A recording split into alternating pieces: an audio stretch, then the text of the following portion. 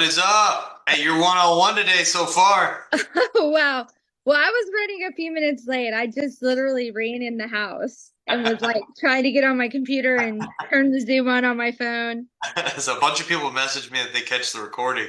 So I was about to just start talking anyways. Oh, here's other people are coming in. But I usually wait like 5 minutes anyway, because like I'm the same way with recordings. I'm like, and I try to. Yeah. All right, well I'll get rolling. Paul, what's up, man? Hey, how's it going, Travis? Good. You get that deal locked up? Not yet. I'm working on it, man. All right. Hey, somebody else will if you don't, I promise. Because if somebody like me calls, I'm going to lock them up while we're on the phone. I'm Yeah, going I to be know. like, oh, that dude hasn't got you a contract. I'm going to get him to sign. So, all right, cool. First, I wanted to go over this deal that you sent in here. All right. So, first, I got to tell you about a deal I closed today. So, and this is kind of along the lines of your wholesale question.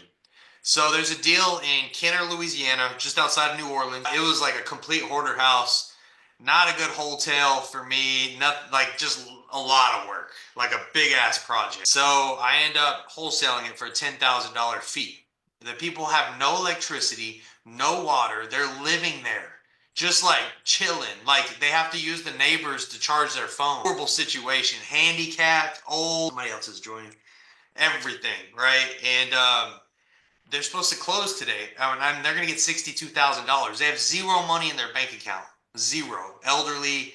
And they spent their. What's up, Ashley? What's up, guys? How's it going? Hey, hey. Hey. I was just telling them that we just closed on this deal for a $10,000 wholesale fee because I didn't want to buy it and resell it. So I made some money on it still.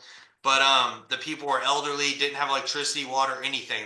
So 62,000 to them is like life changing. They spent their last $20 to go to the title company. They get to the title company, the buyer's like, I ain't buying it right now. I'm like, what are you talking about? Title calls me, everybody calls me, they're freaking out.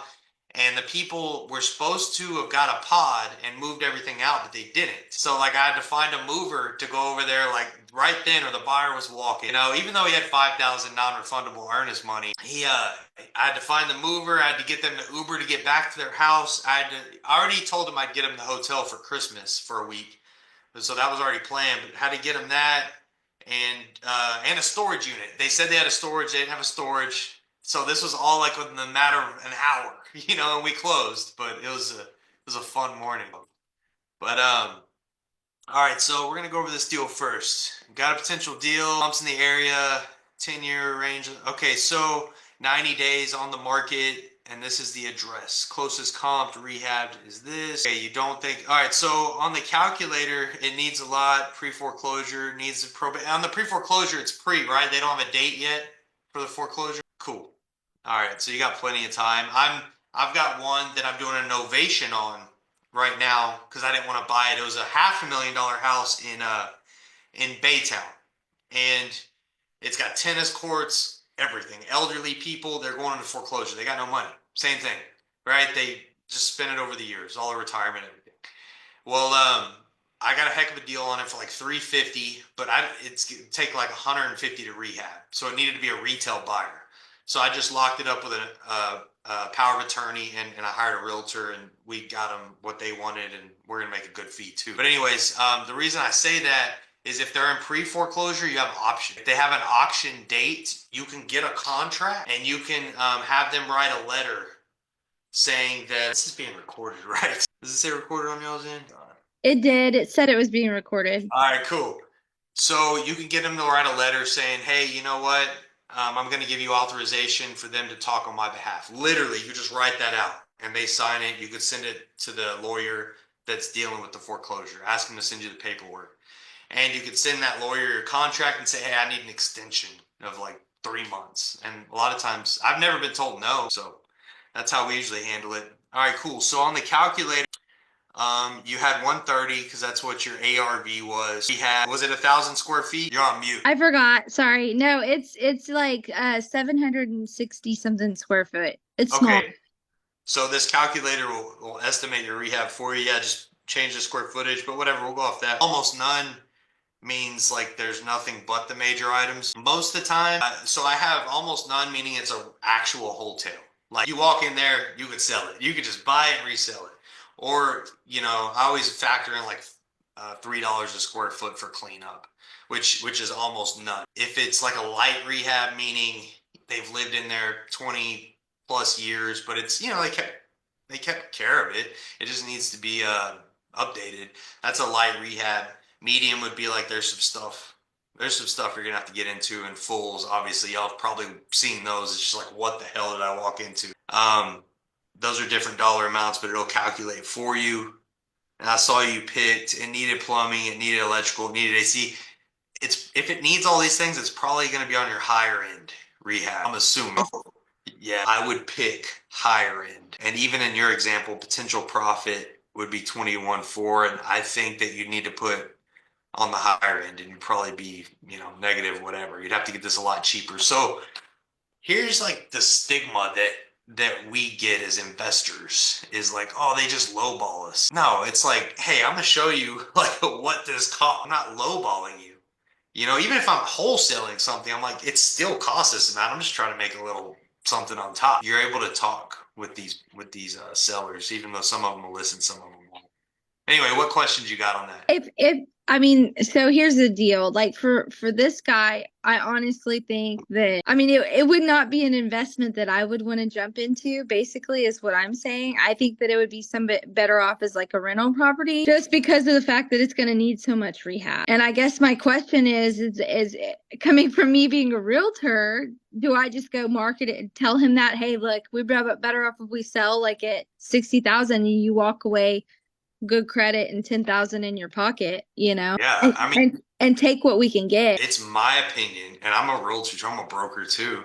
It's my opinion that it's my job to do the best. If I'm a fiduciary, if I signed, a fiduciary, and I'm like, hey, I'm your listing agent or whatever, I've got to tell them what I think's best, So yeah, absolutely. You see all these homes on the market for 150 days right now. Yeah. People lose them, I think it's our job as either real estate professionals or professionals in general, real estate professionals in general, to like, hey, I got cussed out by somebody yesterday. I shouldn't have been as frank with them. I read the room wrong.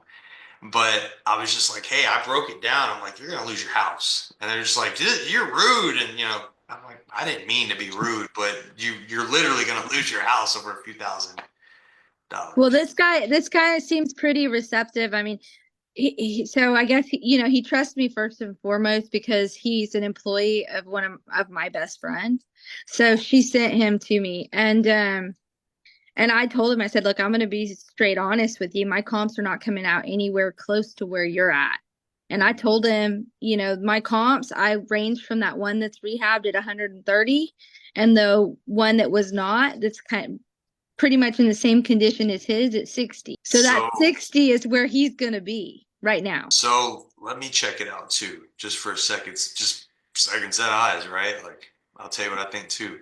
What's the address? 219, and it's DUMOULIN. Demoulin.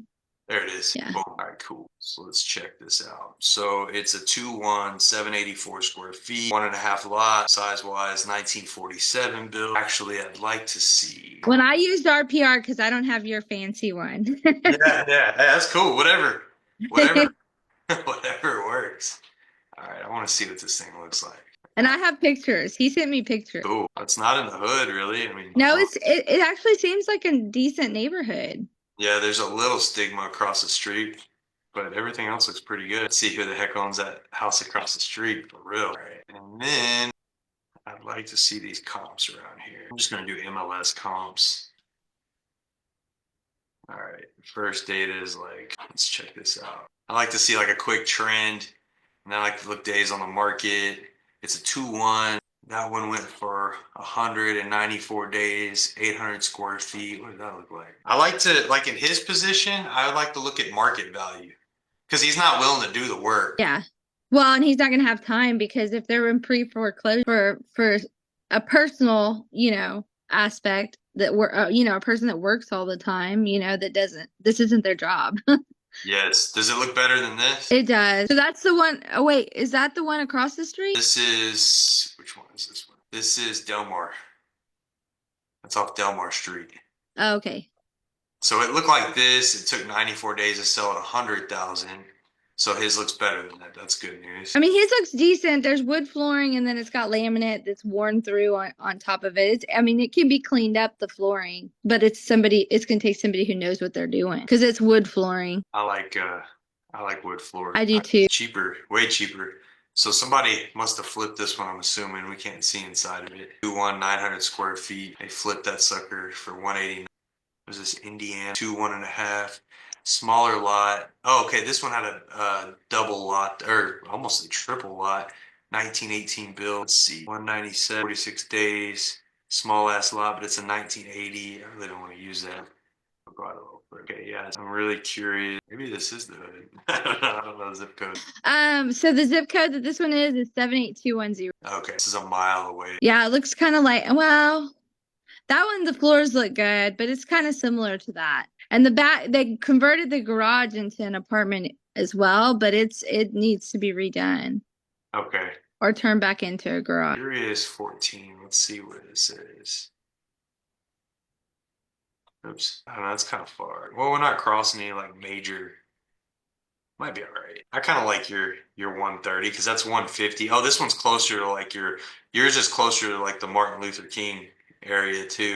It's pretty close to that. It's like right in that same area. I think 130 is pretty safe. That one was 150. We saw that like data's like in the 150s. Yeah. I like your 130 kind of viewpoint there just to be safe. I'm always really conservative on that kind of stuff.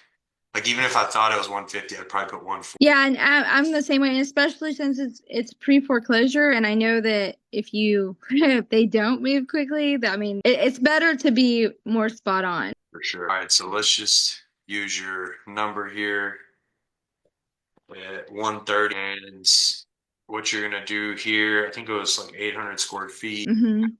You're gonna put, I don't think it was like a high, I don't know, it is because it's the 1940s. It probably is going to be a high level rehab. Roof, you said that's good. Roof would pass inspection. Yeah, it's a new roof. They did put a new roof. He said the foundation was good, and it's on pier and beam. You might get away with me. Try it. I mean, I think cosmetically is where we're gonna like if it was me, I'd either go in and have the floors redone or put flooring in. I mean, but I don't know, you know. I mean, even at 60 G's, like an investor loses unless they go into the high level and then try to get 150, which wouldn't be worth it. An investor would lose at 60 at this. I don't know if, like you said, maybe as a rental in that area, you really got to be like, if you're buying houses 130,000 or less, you want to be like 2 to 3% rental, so if I'm going to look at this now and I'm like, does he own anything on the property? Yeah, that's the problem. Yeah, my bad. Yeah. So I'm going to say right around 50,000 is what the loan balance is. And so I don't think. Yeah. So you have to look at this as a rental if somebody wanted to do that. Let's check it out. I saw there's stuff around there renting at 9. Well, I'll just use this. I mean, you could see these renting on the MLS for $995, $950, $895. Let's call it, it's in rough shape. Let's call it $800 if somebody wanted to put minimal in there. If you could rent it for $800 and be all in, if they just went cosmetic, they could probably just do this. They're still gonna have to fix that. They're still gonna have to fix that. They're still gonna have to fix that. Maybe window units, right? Yeah. Maybe window units, and they could get $900 a month. So it's not going to be 130 anymore because you're not putting that much money in it. Let's say it's worth 90. I'm going to fix that real fast so I can see. Okay. So what I'm looking for as an investor on a rental is like, can I get in a rougher neighborhood, can I get 2 to 3%? Meaning if I buy something for 90,000, or if I'm in it all in for 90,000, I really need to be at like $1,800 a month. Yeah, it sounds crazy, right? But it happens. I do it all. That's how I started my whole portfolio. Is I'd buy in the hood and I get 2 to 3% rentals. I don't like it anymore, but that's the only way it's worth it. I mean, because it's such a headache, Yeah. No, I get it. I don't know. I mean, at this point, I'm like, I don't know how to help them because technically they're upside down on what What's their they, interest rate? I don't know. I didn't ask him. So I wonder how far behind they are too. I don't know. I know so it's his mom's house and she passed away. So my assumption is that she passed away and nobody realized she had debt. By the time they realized, they were getting notices. I mean, I think they're gonna like have trouble. Like they probably sell it for 50 what they owe on the market. Maybe it might even sit, but you know, an investor's not gonna make anything at 50. So like somebody that wanted to put some elbow grease that wanted to live there that might be a buyer. I'm always like, who's gonna buy this? You know, like a neighbor that doesn't mind putting in some work, maybe. Or I would even find out what their interest rate is and how far behind they are. What if they have like a 2% interest rate and they're only like 20 G's behind? Well, what if they're not even that far behind? What if they're only like 12,000 behind? I don't know. Somebody, you could look at it like that and somebody could pick it up really cheap money too. Maybe look through that lens. All right, I'll look through that. He's supposed to call me when he gets off of work, so I was just trying to get ideas before I talk to him and see what options we would have and if that would be something, if we were even interested in it. But to me, when I started doing the math and using your calculator, it started to make more sense. Yeah, play with this thing because it'll tell you real quick and you'll understand like why people are like, you just lowball me. You know, it's like, no, like here's the numbers. Like, just gotta make money. Well, and that's what I did when I was talking to him. He was texting me back and forth. So I took my comps and I told him, I said, look, this is where we're at. This one's fully rehabbed. It's got an AC, central AC and everything in it. And it's at 130. He was putting it at like 230. And I was like, I don't see anything selling for that. This is a 2-bedroom, 1-bath. I'm kind of excited that you don't know the interest rate and what he's behind though, because you have another avenue now. Like you might get lucky and find some gold. Maybe. Cool. Yeah, let us know if you do. Ashley, you got any questions? I was just thinking, I don't know if it makes sense, but could you like wrap it or like sub to it? Well, that's why I asked Depending on the rate. That's why I asked if the rate was good, you know? Oh, okay. Yeah. Because like, hey, a starting myself younger wanting to start in the hood, if you were like, hey, I got 2% money, I only need 10 grand, Yeah. Plus my commission, I'd be like, hell yeah, like I get that cheap ass money. Like, you're just trying to think of like who could be the buyer if not you. And I doubt you want to take that project on, but you still like to make money and help them at the same time. Oh yeah, it's a possibility. So that's why I was asking her about the rate and everything. JP, what's up, man? What's up, bro? Sorry I was late. I was wrapping up a presentation I had. You're cool. I wanted to hop on as soon as I could because I saw that deal live in the chat, so I just wanted to follow it through. I'm looking at this calculator here. Okay, yeah. So we were going through different scenarios. We just went through a rental scenario, but she's got this deal. We both agreed ARVs probably 130. Was there a way to make it profitable? No, because it needs plumbing, electrical, AC. ARV could be 150. We're playing conservative. I think medium rehab would do it to get this ARV. If you went high, of course you get your higher ARV. You got to spend more to get the higher one, but I don't think the return's worth it. So anyway, I saw they were in pre-foreclosure. I mean, what'd they need to just walk away? 50, which means an investor, if they flipped it, would make 6 G's, and nobody. They ain't gonna do that. Yeah, rule of thumb for me at least is if I'm gonna put 50, I need to make 50. Like I'm not gonna put 50 and make 20. I'm like, that don't make sense. There's so many deals out there. Right. So yeah, it just doesn't. But she doesn't. She's gonna get the interest rate information and see how far behind they are. It could be like a good creative solution. What are you thinking on there? Because I mean, even with a good interest rate, you're still looking at 50. Then you're still looking at the rehab money. Even if you rent it out, I mean, is it going to hit at 2%? Well, so let's see what I like to do in that case is I just I pull an amortization schedule. All right, so I'll pull an AM schedule and I'll say, hey, look, they owe 50,000 for 30 years, and say he's like, I don't know what the hell the rate is. I mean, look, it was her grandma's house. I'm like, it's probably low. Say they got a 3% interest rate. Your payment's $200 a month. Right? Add taxes, insurance, all that. Maybe call it $400 a month, $450 a month. Rents are $900. All of a sudden, you got a 2% deal. Well, when you put in 50K, I mean, you're looking at getting what, $600 on your 50K a month. I mean, yeah. But I'm saying, say you're a brand new. I'm just always thinking of like, who's my buyer? Say you're not like say you just started, right? And you're like, damn, I don't have credit. Like, I want a house, I want experience. And I'm like, hey, JP, I got a 3% interest rate. They're going to lose the house. Here's the deal. It's not super fantastic, but it's cheap money. You put some elbow grease in it and rent it. You're not going to cash flow, but a couple $100 a month. But, you know, you might want it, right? Like, you might. I'm not taking it. I'm not your buyer, but at least there's an option. Yeah. Or a neighbor. Hey, do you want to just, you got 10 G's to get these people, to bail these people out, pay me a few grand commission, and it's yours. You just sub to it. I don't know. That's kind of what I'm thinking.